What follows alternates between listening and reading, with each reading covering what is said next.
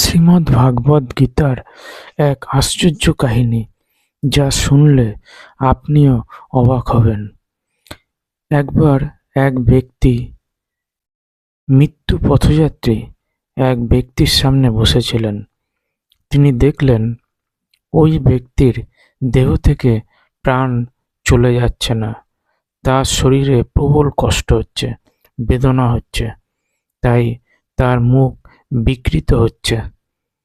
শোনা যায় মৃত্যুর আগে কিছু মানুষের ক্ষেত্রে 1000টা কাঁকড়া বিছা কামড়ালে যেমন যাতনার সৃষ্টি হয়, ঠিক সেই মুহূর্তে, অর্থাৎ মৃত্যুর ঠিক পূর্ব মুহূর্তে সেইরূপ যন্ত্রণারই সৃষ্টি হয়।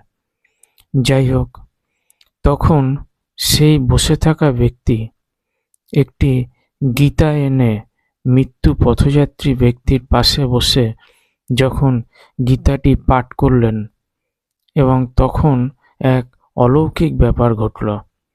সেই ব্যক্তি দেখলেন মৃত্যু পথযাত্রী ব্যক্তিটি মুখ বিকৃতি নিমিষের মধ্যেই নিঃশেষ হয়ে গেল এবং স্বাভাবিকভাবেই তিনি প্রাণ ত্যাগ করলেন।